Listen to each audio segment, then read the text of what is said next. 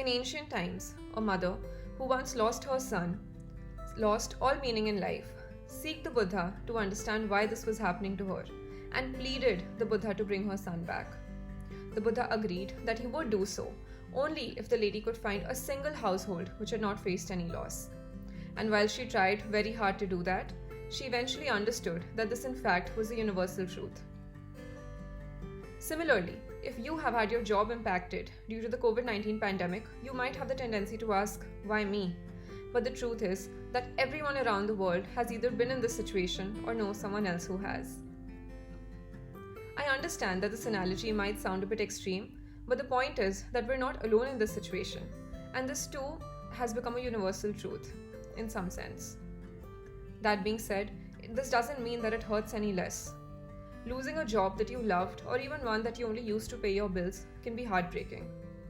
Emotions associated with such a situation include anger, shock, sadness, and anxiety, amongst many others.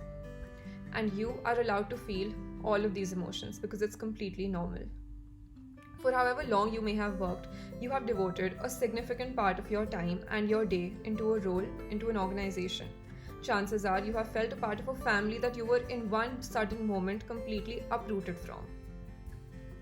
You are allowed to feel all the emotions that you are feeling.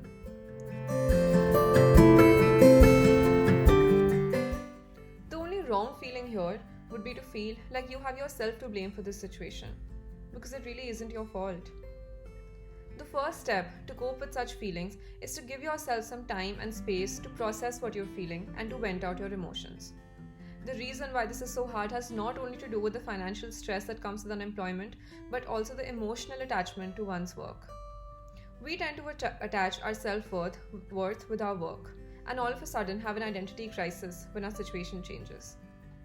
It is important to understand that we are much more than the work that we did. When our close ones think of us, they don't think, for example, Brinda, who works with XYZ organization. They think Brinda, who is my friend. We give meanings to situation rather than it being the other way around, and we have the power to change how we feel about a certain situation.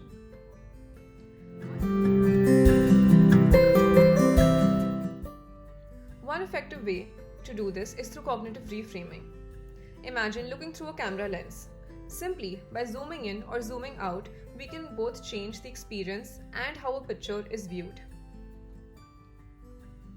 Likewise, in a situation, we can reframe our thoughts to see how we can make the best out of the situation. For example, in such a situation, one might think that okay, now that I've had to face such a harsh reality, it makes me better equipped to help others deal with the situation. Hence, it makes me both resilient and compassionate.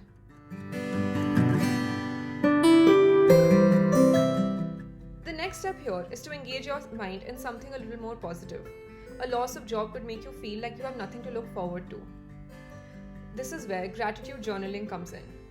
Even thinking about one small thing that you are grateful for every day in the morning when you wake up can make your life feel more rewarding.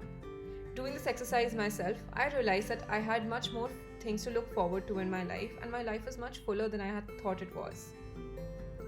And once you've had a chance to feel all the feelings that you are feeling, it can be a good idea to start to self-reflect. What aspects of your previous job did you absolutely enjoy? What part did you not like that much and might not want to do again? Is there a new industry or field that you would want to try out? Or is there a new skill that you would want to take up? Use this time to build your self-awareness so you can find yourself in a more rewarding situation in the future. And now that you've completed all of these steps, you're completely ready to put yourself out there to take on a new challenge. There is enough and more information available on the internet as to what the best steps are to take after a layoff. I personally used a LinkedIn Learning course as guidance that you can find in the description. Before you leave, just remember that you are much more than your job, you are much more than a brand name, and you inherently possess the power to change the way you feel about a situation. It is your heart that matters, and your heart is a treasure tower.